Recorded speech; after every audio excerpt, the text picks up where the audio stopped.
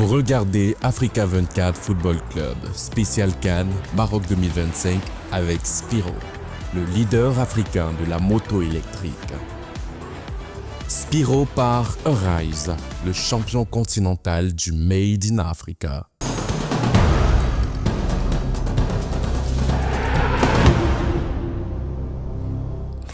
Bienvenue dans cette nouvelle édition de l'Africa 24 Football Club. Les huitièmes de finale de la CAN Maroc 2025 se sont achevés le 6 janvier.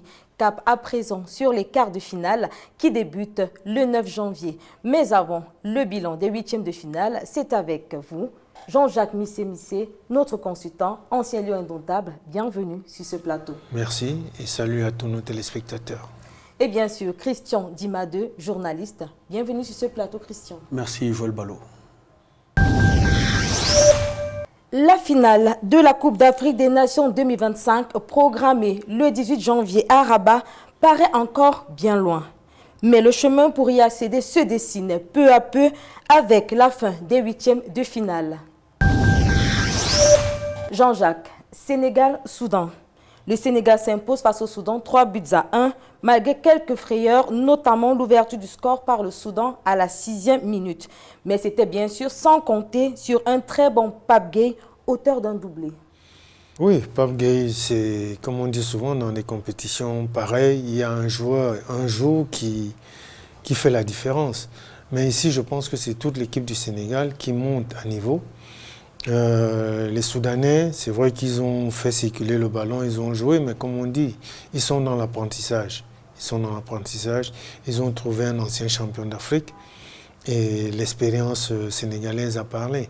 Donc c'est normal, c'est tout à fait logique que le Sénégal soit qualifié. Justement, le Soudan est éliminé, mais le Soudan a quand même prouvé qu'il méritait leur place en huitième de finale. Que retenir de leur performance? Moi, j'ai dit chapeau à Appi à tout le travail qu'il fait au Soudan, qu'il continue et qu'on le laisse continuer à travailler. Je pense qu'il est en train de constituer une ossature et pour la prochaine CAN, je pense qu'ils viendront avec une équipe encore plus meilleure que celle-ci. Dans la bataille des aigles, le Mali faisait face à la Tunisie. À 10-11, le Mali réussit l'exploit d'arracher sa place pour les quarts de finale au tir au but. Quelle leçon tirer de ce match? Ici, je pense que c'est une leçon de courage, de bravoure, de fighting spirit, comme on appelle. Je pense que le Mali a prouvé et a montré qu'ils ont du caractère parce que jouer à pratiquement 90 minutes à 10-11, là, ils ont montré une solidarité extraordinaire. Et je pense que ce n'est que ça qu'on peut retenir de cette rencontre-là parce que la Tunisie n'a pas montré grand-chose. Donc ils ont essayé aussi ce qu'ils pouvaient faire, mais ils ont été limités.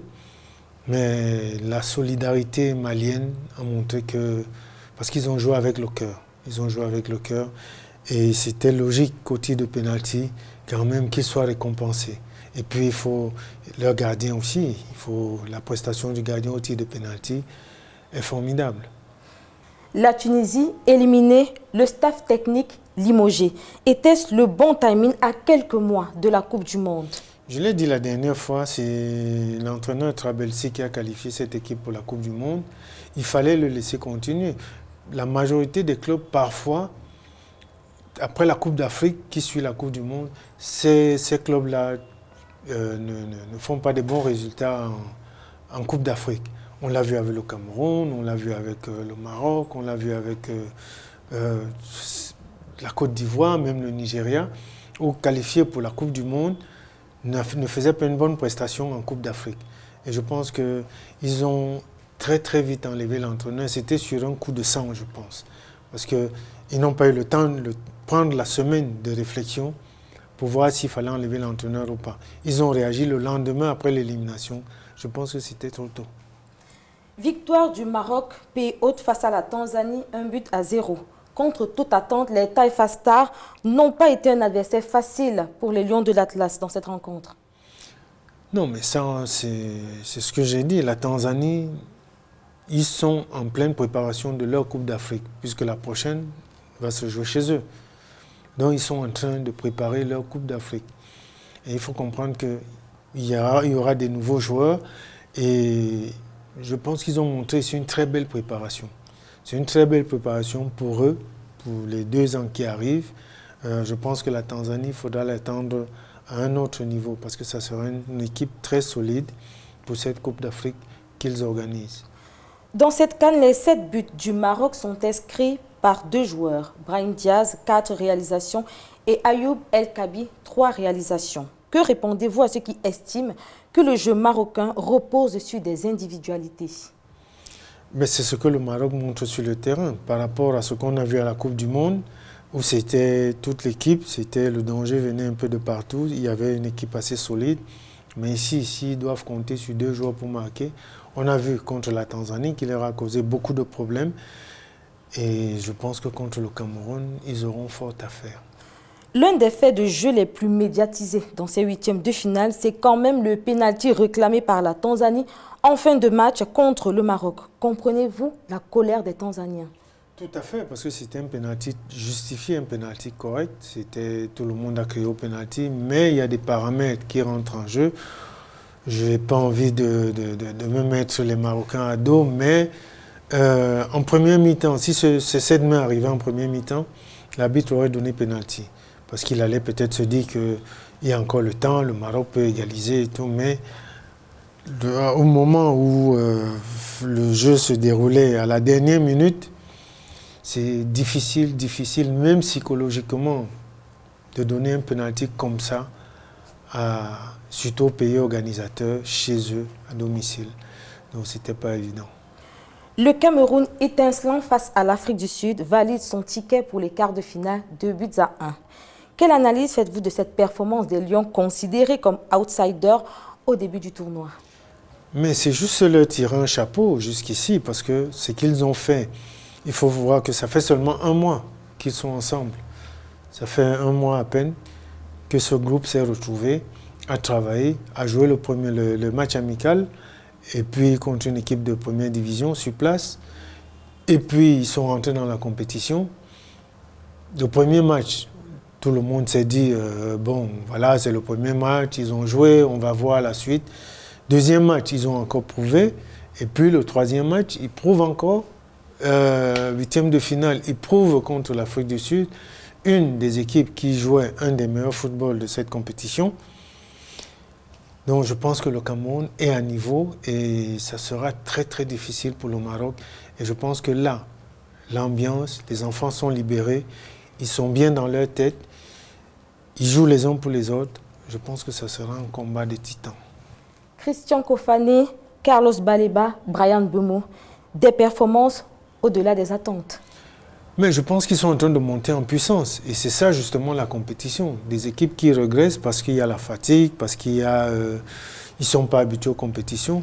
Mais quand on prend Mbeumo qui joue en Angleterre, Baleba qui joue en Angleterre, et certains autres joueurs, nous, Tolo, c'est des gars qui jouent dans des championnats tellement relevés où l'intensité est pendant les 60-70 premières minutes, il y a une intensité terrible.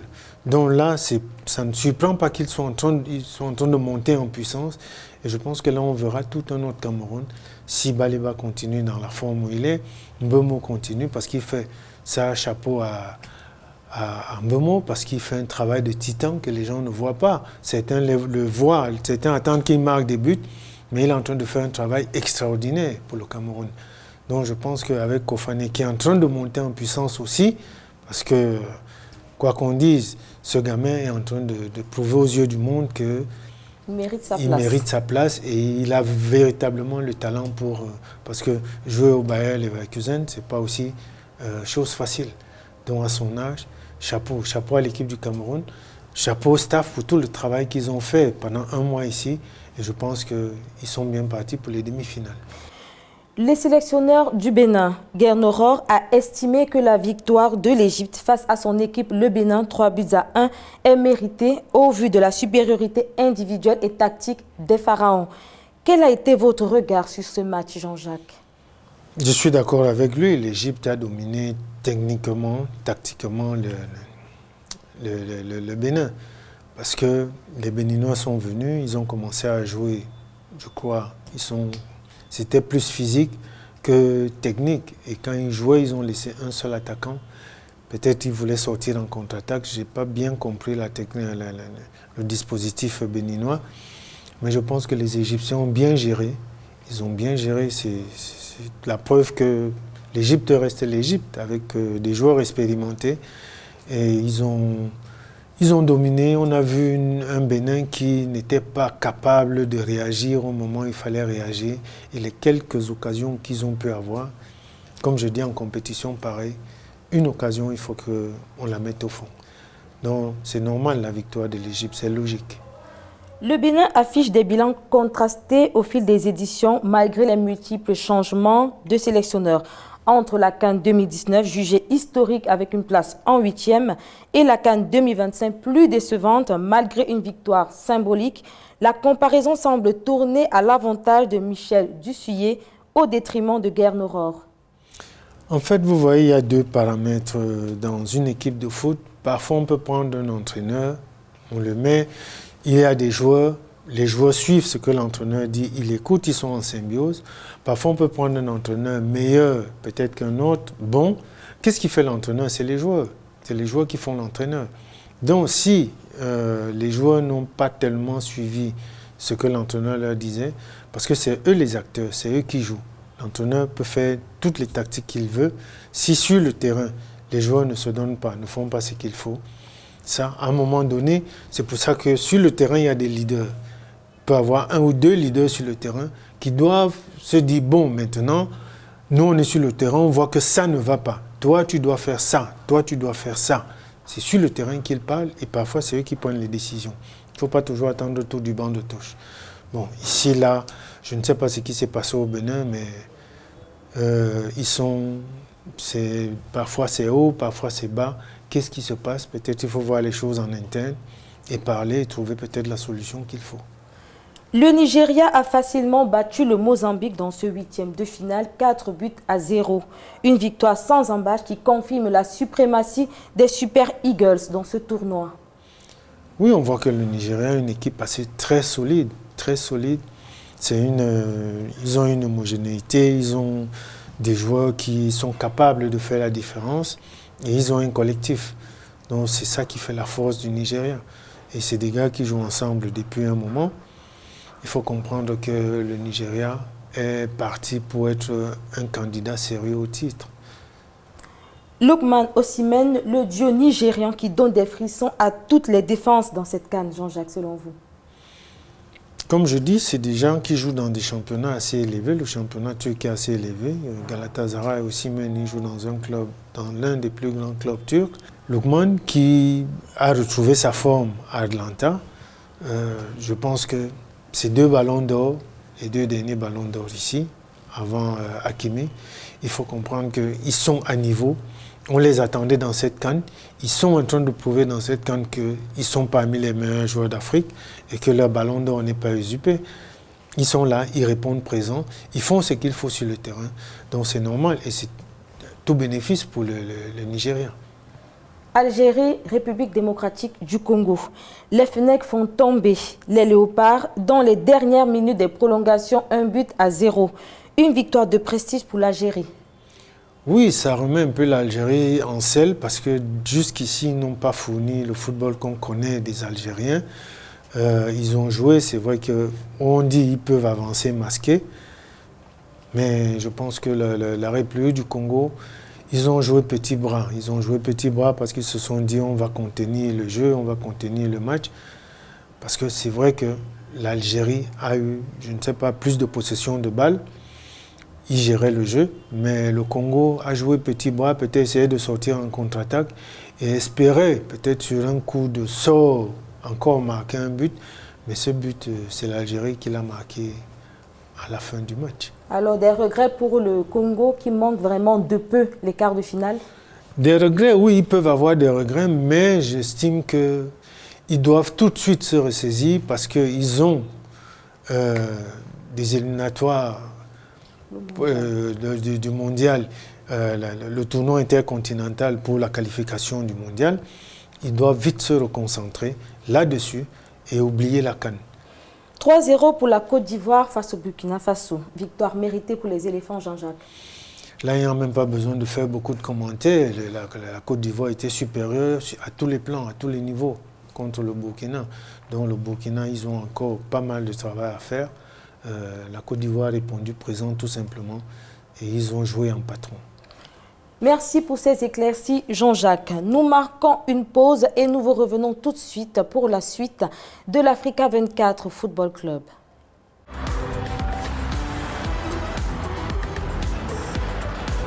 Vous regardez Africa 24 Football Club, spécial Cannes, Maroc 2025 avec Spiro, le leader africain de la moto électrique. Spiro par Arise, le champion continental du Made in Africa. Nous sommes de retour sur le plateau de l'Africa 24 Football Club avec notre consultant Jean-Jacques Missé et Christian Dimadeu, journaliste.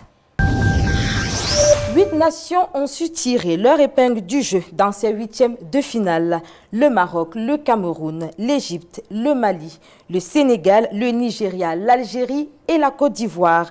Le programme des affiches des quarts de finale, c'est avec vous, Christian. Oui, Joël, les quarts de finale se déroulent les journées du 9 et 10 janvier 2026. Le 9 janvier à 16h GMT, le Mali sera face au Sénégal. La rencontre aura lieu au Grand Stade de Tanger. Les fans du football suivront ensuite la sortie du pays organisateur, le Maroc, opposé aux Lions indomptables du Cameroun. Maroc-Cameroun, ce sera à 19 GMT au stade Prince Moulay Abdellah de Rabat. Le 10 janvier garantit également du spectacle. Enlevé de rideau, le choc Algérie-Nigeria, les seules équipes créditées d'un parcours sans défaite ni nul dans cette compétition. Le match est prévu au stade de Marrakech. Le chapitre des quarts de finale de la CAN Maroc 2025 sera bouclé avec la rencontre Côte d'Ivoire-Égypte, une affiche qui rappelle la finale de la CAN 2026 organisée et remportée par les Égyptiens. Jean-Jacques, Sénégal-Mali, le derby de l'Ouest. Le bilan des confrontations entre ces deux nations reste largement en faveur du Sénégal. 7 victoires, 6 nuls et 2 défaites. La seule confrontation à la CAN, c'était en 2004 en Tunisie, score de parité, un but partout. À quoi devons-nous attendre dans cette rencontre? On doit s'attendre à un match difficile. Difficile pour les deux parce que c'est les voisins, c'est deux footballs qui se ressemblent.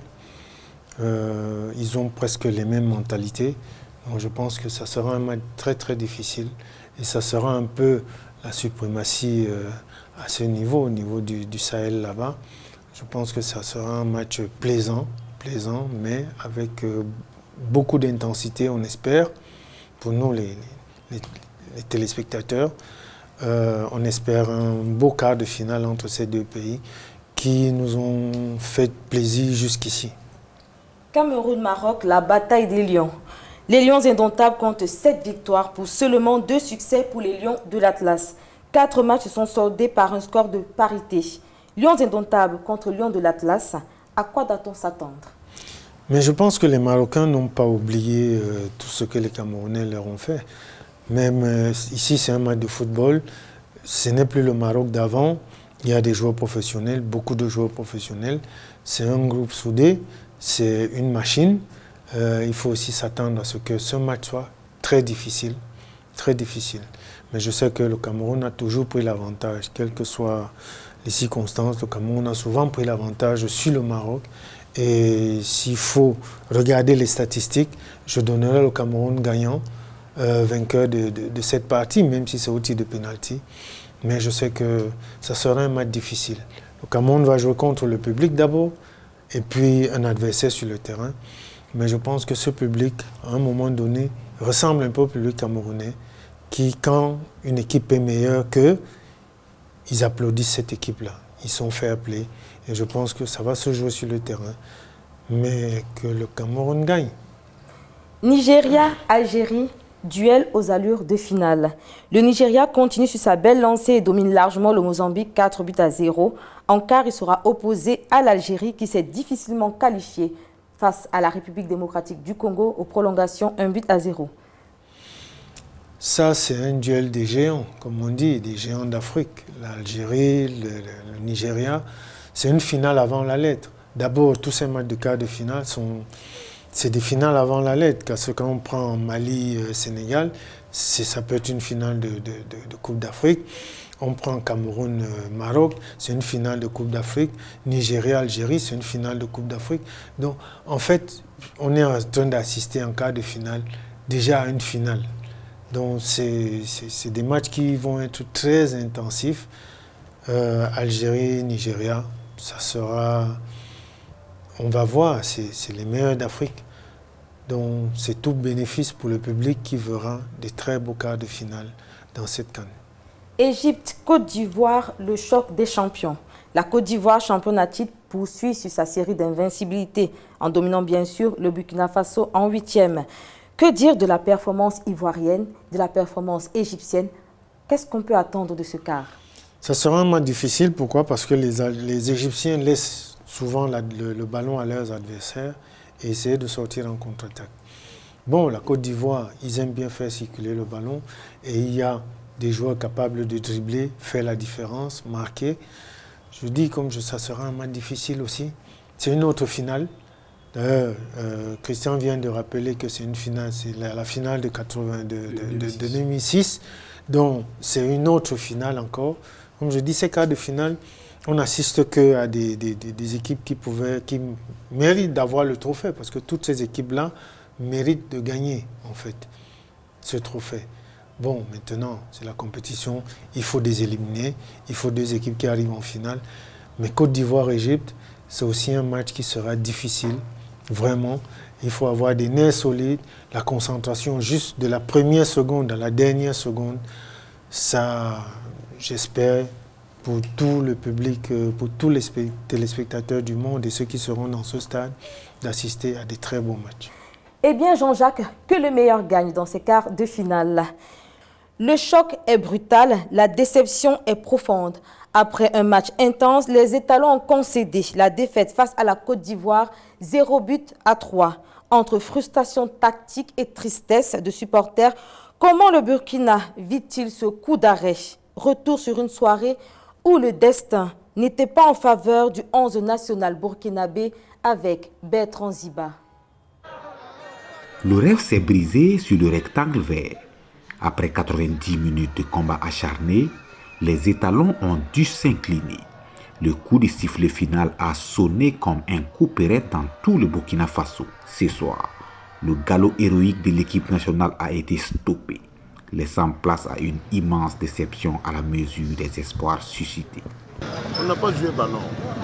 Regardez les joueurs, regardez la population même qui est en train de faire ici les mêmes. Beaucoup de gens même vont payer des maillots même sans donner de la maison même au moins 1000 francs même pour eux à manger. À cause de vous là-bas, mais vous-même vous ne sentez pas que vous-même vous êtes des joueurs, vous êtes donné de la population même la dignité de jouer. Regardez le ballon. Moi en tout cas, je ne suis pas content. Je ne suis pas très content. Dans les rues de Ouagadougou, l'ambiance électrique a laissé place à une analyse amère. Mais pour la famille Ouedraogo, c'est un match de fraternité. Je ne suis pas content, je suis mal à l'aise parce qu'on n'a pas gagné. Comme c'est des pays voisins, pays de frères, vraiment ça ne me gêne pas. Vraiment, c'était une joie, mais aussi un peu peiné. Hein? Ah, oui. Parce que je suis dans le pays de mon mari. Il ne faut pas trop manifester la joie aussi comme ça. Mais je suis contente. Une défaite est une leçon, pas une fin en soi. Ce soir, le Burkina Faso a mal, mais le pays de l'intégrité sait que la chute fait partie de l'apprentissage du succès.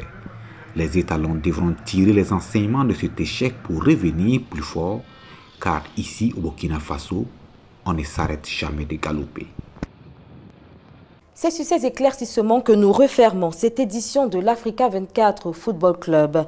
Était avec nous sur ce plateau Jean-Jacques Missé pour l'analyse des matchs. Toujours avec plaisir. Et Christian Dimadeu pour le suivi de la compétition. Merci, il faut le ballon. Mesdames, Messieurs, l'actualité de la CAN Maroc 2025 continue sur Africa 24 et Africa 24 Sport.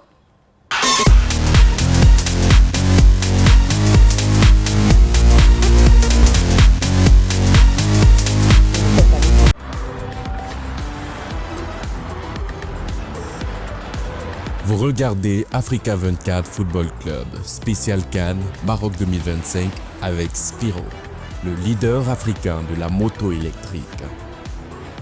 Spiro par Arise, le champion continental du Made in Africa.